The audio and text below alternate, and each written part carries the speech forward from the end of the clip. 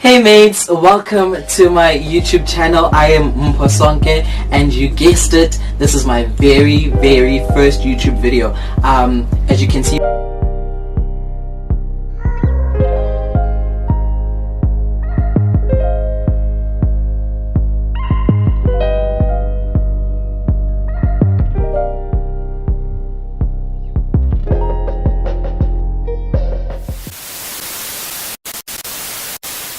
Hey friend, how are you? good, how are you? I'm good, you look amazing! So do you. Thank you for having me. I'm so excited that we're doing this.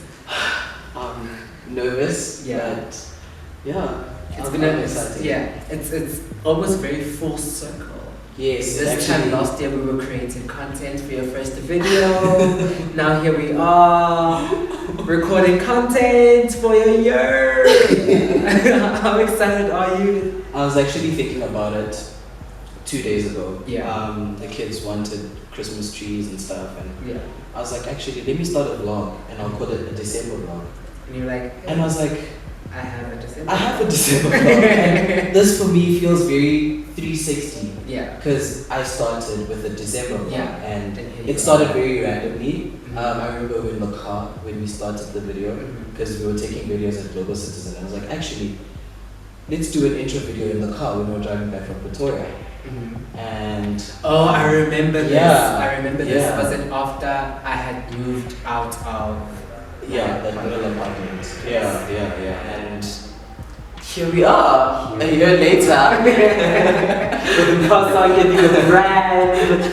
It's grown, they have subscribers, they have names. Hey mates. Hey mates! Hey mates! Welcome back to my YouTube channel. Sure, I'm grateful. Yeah. I'm grateful. It's been a journey that I don't think I would ever want to take away. I've learned so many lessons, but Give us a few. I'm a better person now, you know, Top especially I've learned how creative I am. Yeah. I've learned how to trust my intuition. I remember the idea of starting a YouTube channel started in August last year. And I remember you asked me, what is your channel going to be about? You can't have just vlogs, and well, I have just vlogs. But I should be asking myself those questions. Just have vlogs. and I was just like, you know what, I want to start a channel. And so what I learned was trust my intuition. I learned how creative I am, and most importantly, just be myself, Yeah. live my best life. It's just now on camera. Yeah. And not be afraid. Well, I've went to 4 now, but not to be afraid, you know. Fear is like one crippling thing to experience, and I feel like for the longest time I've always been afraid to tap into my creative side of Yeah. Why? things, you know. It's really scary to put yourself out there like that. It is. That's true. But I express myself more in pictures, Yeah. you know, so doing videos and stuff was like quite interesting, because now I'm actually speaking, Yeah. and I feel like I'm expressing myself a whole lot better than I would just typing words. Yeah. Yeah, and so it's been amazing.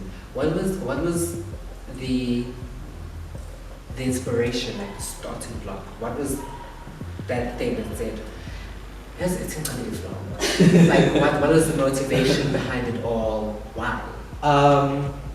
So because you know when you're at school you have like Wi-Fi, and you never know what to watch, and you just have the internet, and so I was like, let me start watching YouTube, you know. I wasn't big on YouTube. I wasn't really interested in YouTube videos.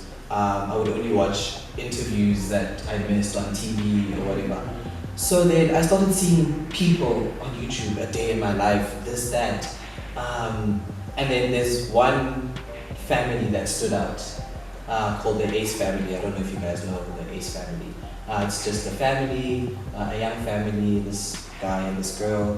They have 2 kids, and they vlog literally everything that happens in their lives. And at the time they had about 8 million subscribers, and they were just vlogging, and they were making money, and they had merch. You know, it was amazing. And so I was like, oh, this is interesting, and I would binge watch the Ace Family from their first video to their latest videos. I think it took me like 4 or 5 days to finish their videos. But I started getting interested in YouTube. Like, oh my goodness, this is amazing. I discovered more people. I discovered South African content. I was like, oh my goodness. But it wasn't black male South Africans. It was black female South Africans that were like dominating the YouTube space in our country. And so I was like, oh, okay, this is nice. Makeup tutorials.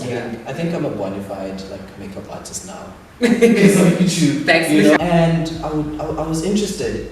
And so one day I woke up. So I've always had a camera. Bought a camera like 3 years ago, and I didn't buy it with the intention of starting a YouTube channel. And so I was like, I have a camera. I don't know how good it is, but I have a camera. Surely if they can do it, I can do it too.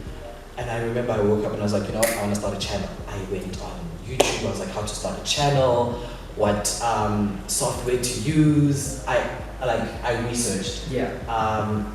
And then I started practicing vlogging.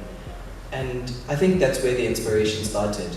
It started me watching other people doing it and me saying, if they can do it, surely I can. What's stopping me? I have a camera. And so I started.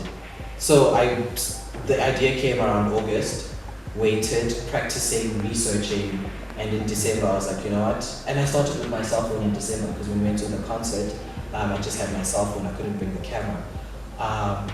And I started with my cell phone, then as the weeks went by, I started using my camera. And yeah, that's how it began. That's where the inspiration What started. would you say your intention for your channel is? The intention was definitely to entertain. Initially, I didn't know why I started it. I was like, I want to start it. I can do it. I just want to start a channel. I want to be a YouTuber. Kumnandi. You know, these people are like, yeah, they're moving. And I was like, I'm just going to entertain. And as time went on, I started realizing that I'm just doing stuff, and it's not as purposeful as I would like it to be. I was doing a bit of everything. I had chit chats. I had story times, or one story time. I spoke about mental illness at some point. I spoke about religion. I spoke about my sexuality. I did vlogs. So I think this year was just me testing the waters and see where exactly do I want to like it. Right. You just mentioned now, actually very interesting. I had a question about it. How you spoke very openly, sir, about your sexuality. Did you feel compelled to? I mean, you had it on your Get to Know Me. You had a video titled "Being Gay and Christian." Right. You know, how was navigating all of that being for you public possible? I came out officially to myself in 2016, right? And my friends then would be like, oh my goodness, you're such a better person now. A year ago, you were so stuck up, you were so, boring, you had no personality. And when people were saying that, I was like, you know what, actually, I can feel it also. I can feel the change. I can feel me being lighter, man. The transition, I don't want to say from being straight to, but the acceptance coming true. Yes, of becoming Mpho Sonke was quite liberating. I felt free. I felt like I wasn't compelled to being someone that I wasn't. And so creatively, I feel like you can't force something that you're not. It shows. Yeah, because on camera it shows. No matter how hard you try and suppress it or whatever, it's gonna come out. And I think I wanted to get it out of the way in the beginning so that I don't have to explain myself later on in life. It's either you like it or you don't. And what was the reception like with your Get to Know Me and the Get to Know Me, Gay and Christian? Get to Know Me was okay. It was fine. I mean, I think at that time people had already known, or people had already known at that time. But with the Gay and Christian, the reception was, it was quite tense. It was mixed reviews, especially on the internet. A whole lot of people, especially people not from our country, actually were people who received it quite well. I got a lot of DMs from people in Tanzania, people in Nigeria, people in Mozambique, people in Africa as a continent is not very liberated as we are. Yeah, it's not very welcoming of yes. people of the LGBT community. So, you know, I read an article, like, I can't remember now which country it is, but they're actually legit killing. Yeah, killing gay people. Yeah. And so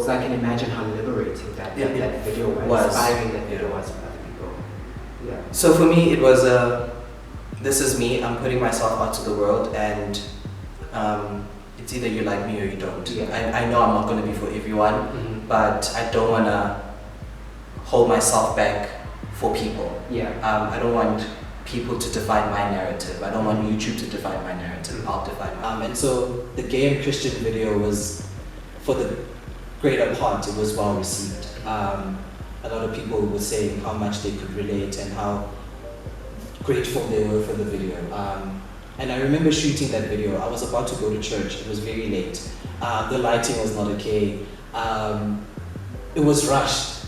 And so the reception it received was kind of, it was an aha moment for me. I often don't know which parts of my life I want to share and which parts should remain private. And I've always, with people who give out their lives to me, you know, it's how entitled do you think people are to your life, and how have you found the balance of, okay, these are the things that I'm going to share, and these are the things that remain private? I was watching a reality show, Lasizo's reality show, and Lasizo was complaining about how this is too much for him, and Kanye was like, babe, you created this. Yeah. You started this. You can't just wake up and be like, you can't do this anymore. And so when I started vlogging, I knew that I had to share a great deal of my life. I'd like to think that I'm private. I don't share much on social media.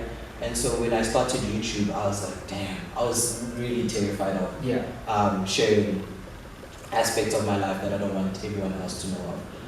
Not that I'm living a double life or anything, but or these things that I'm hiding from anyone, but I just feel like I would like to protect my personal space, my family, my friends, and so part of that, or my life, my private life, my friends, my family, those are the things that make up Mpho Sonke. Yeah. And so if I don't share that, then I'm not being authentic. I still don't feel like everyone is entitled to my entire life. So I think the little that I can share, I do believe people need to be grateful for that. It's still tough to share certain things and not to share certain things, but I try to make the most out of it. I mean, I don't have a lot of vlogs, but the vlogs that are on my channel are like a bit too personal, I think. Really? Like in Durban, I spoke about my sexuality and how I came out. You did that in the beginning? Yeah, but how I came out, I spoke about my sex life as well. I can't remember. Our December vlog, like, you know, a whole lot of us.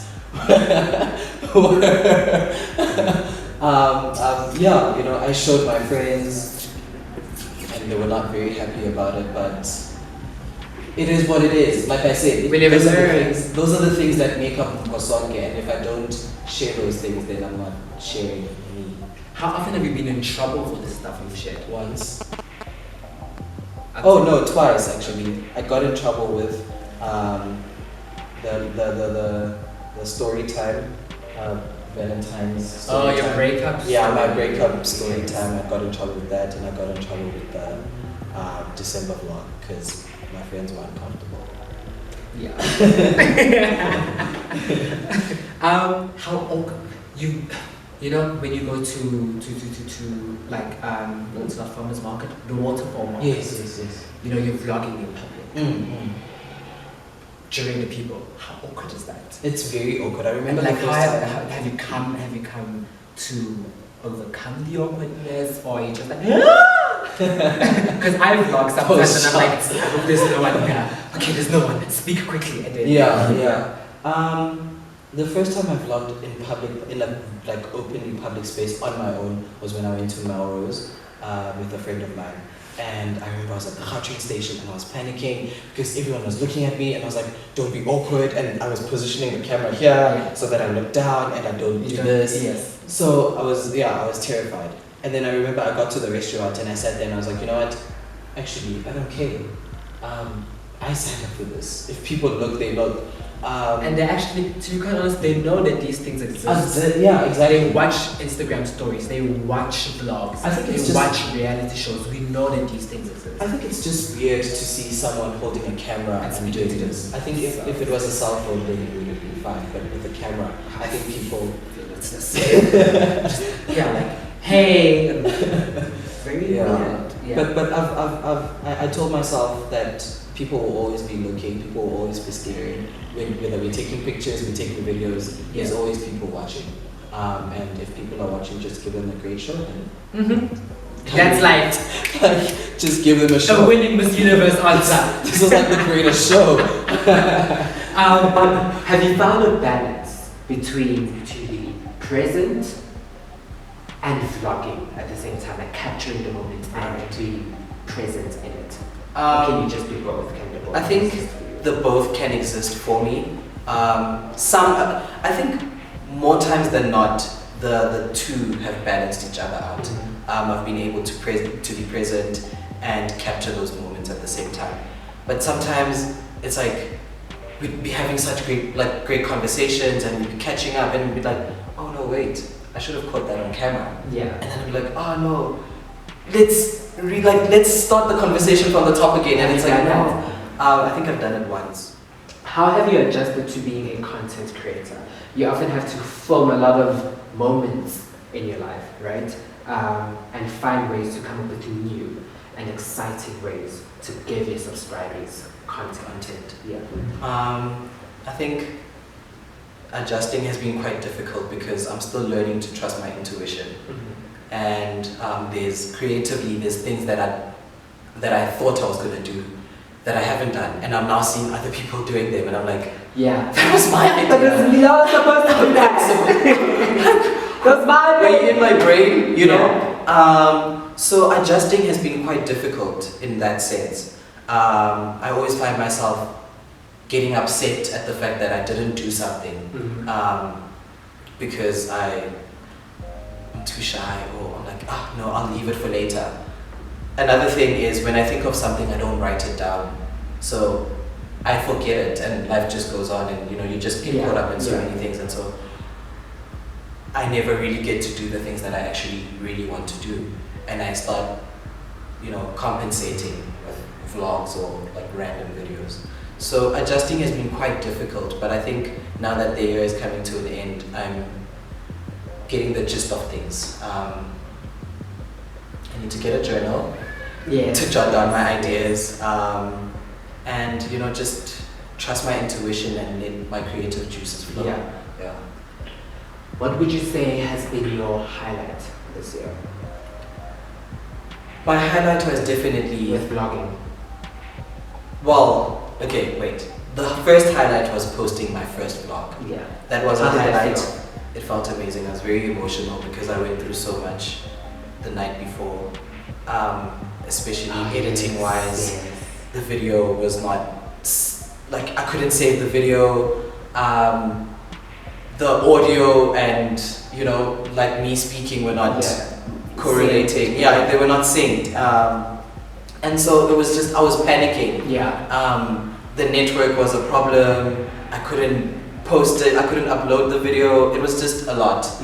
And when it finally went up, I just got so emotional. I started tearing up. I remember Bobby called me and we were like, oh my goodness, it's finally up.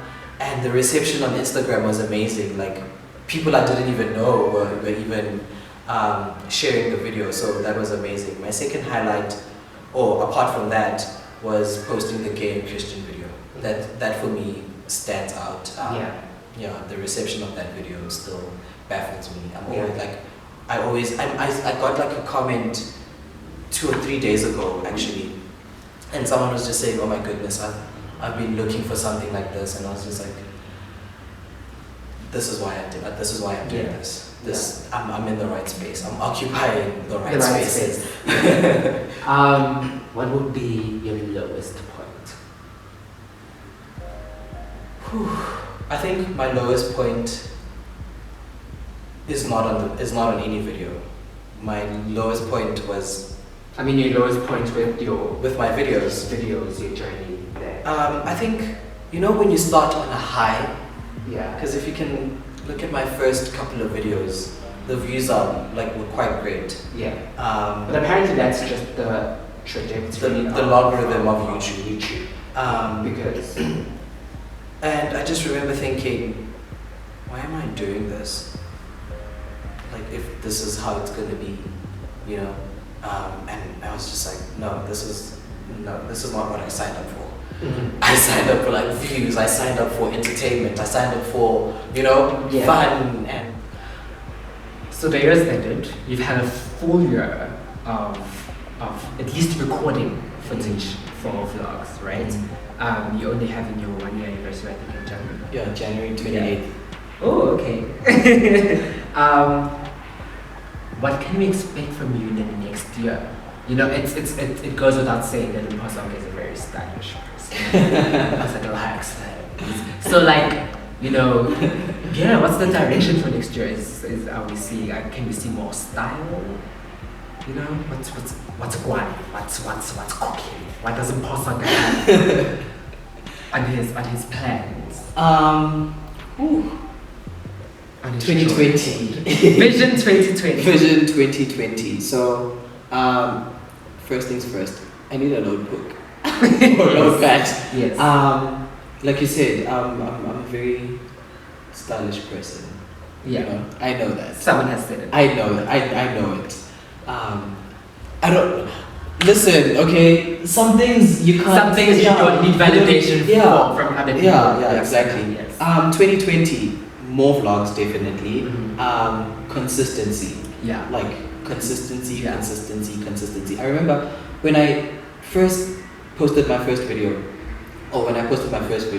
I was stuck between doing an actual intro video where I'm going to say that I'm going to post on these days, at this times. Yeah. I remember the time you thought you were going to post bi-weekly. Yeah. Yeah. And I shied away from that because I didn't want to have a timetable because, life gets in the way and things happen and you never know when you won't be able to do certain things. So I really didn't want to force myself to have a schedule of posting, of uploading, and so on. So this year, this coming year, I definitely want to be more consistent.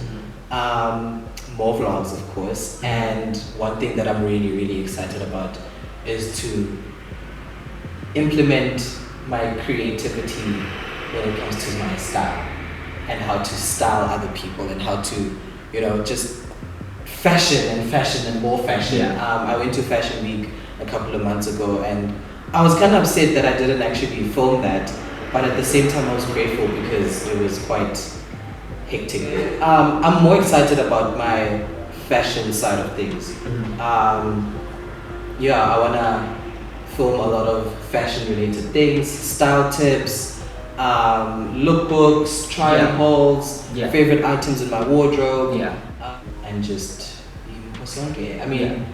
I've gotten DMs on Instagram, people asking me to do try-on hauls or to share style tips, and I'm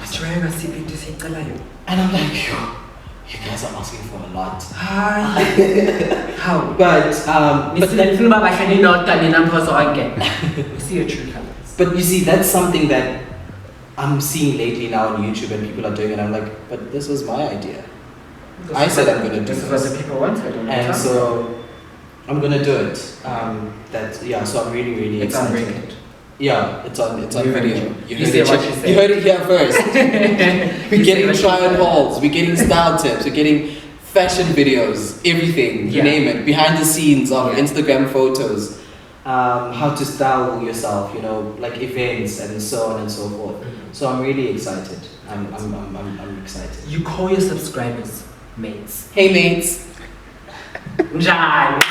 Where did it come from? When did you use the word mates in your life? Why no Saragocho? Me? Ngani? You know, why are they called mates? Why the friendshipness to it? Is there anything deep behind the name? How did you come up with it? It's really not that deep, actually. I think I wanted something neutral, something that everyone can relate to. Mm-hmm. I have females that call me mate, I have males that call me mate, as opposed to saying, hey friend. I know my heterosexual friends are like, no. Heterosexual males. Heterosexual male friends, yeah. Don't like being called friend or ngani or chomi, you know. Whereas my heterosexual female friends don't like being called hey guys, you know. Yeah. Like that's my I'm with the guys or whatever, you Yeah. know. So I wanted something neutral, something that's not going to be to one, like that's going to be focused on one That's specific not gonna be gender. binary. Yeah, It's yeah, not binary. basically, yeah. So I chose mates. It's very broad, and also I watch a lot of Geordie show, and they call each other mates, you know. Okay. So yeah, I think it was fitting, but I'm not sure if I'm gonna continue with mates. I don't think I necessarily call my subscribers mates. I wanna I say it all the time. yeah, even in my description boxes, hi mates, hey mates. Mihlani has hey loves, so we are her loves. So I don't know, yeah, Okay. but I like it. It's quirky and cool at the same time. You know, funny also. Hey mates. You guys have teased me a lot about. My friends have teased me a lot about it. Hey mates. Hey mates. Hey mates. Hey mates. That first video shared, yeah, you ready? Yeah, that first video. Yeah, because you needed to find which mates. Yeah, to which go mates with. I'm talking about. Yeah. What advice? You don't know. You started it earlier, knowing what you know now. A year later, what advice would you give to someone starting off? Don't give up. Don't give up. Mm-hmm. Like, YouTube is very competitive. It's survival of the fittest there. Mm. You know, if you have it, you have it. If you don't, you don't. And it shows. I started like in January. I just hit 200 subscribers like a couple of days ago.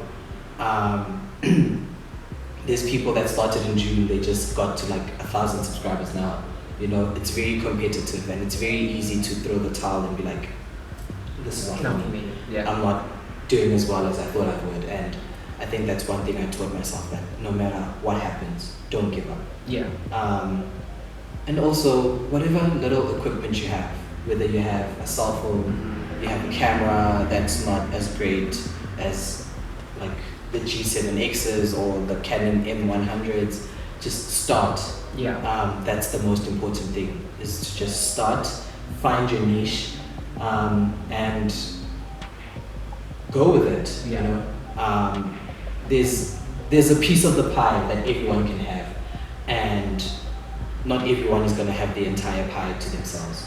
And so you'll find people that would like your videos, you'll find people that will comment, you'll find people that will subscribe, but just don't give up, and don't forget why you started. You know, don't forget why, and don't forget the end goal. You know, I know a lot of people want to make money out of it, a lot of people want to be, you know, famous and whatnot. Mm-hmm. If it takes you there, then so be it. If it doesn't, then so be it. But don't forget why you started. Don't give up, and just start. Just start. Yeah, just start. Just start. Thank you very much, Mpho Sonke. Thank you for having me Thank you. on my channel. Yes. Thank you for coming into my channel. Thank you for having me. Yeah, so guys, just one last thing. Lisho _ Shoni, Lisho Honolo. He has a channel of his own. Do you wanna? It's called Underrated TV. Underrated TV. You can. There's a link on my Instagram, Lisho _ Content is coming, guys! Get for content, get for content, get for content. Galo. So, Thank you very much for inspiring. You did so much. Thank you. You did not end at all. You literally, how you said now, start and don't give up. I've seen it. Yeah. I've seen it. It's very inspiring. So thank you very much for that. Thank you. Thank you for being a part of my video and not saying no. I remember when I asked you for this, you were like, yes, we're gonna do it, friend. Yeah. Let's do it. Yeah, I was very excited. I'm excited for the future. I'm excited for us creatively. Yeah. And let's hit the ball running. Let's hit the ball running. What did Zozibini say? Let's occupy the space. Let's occupy the space. Thank you very much, friends. Thank you so much. Thank you. Peace, ladies.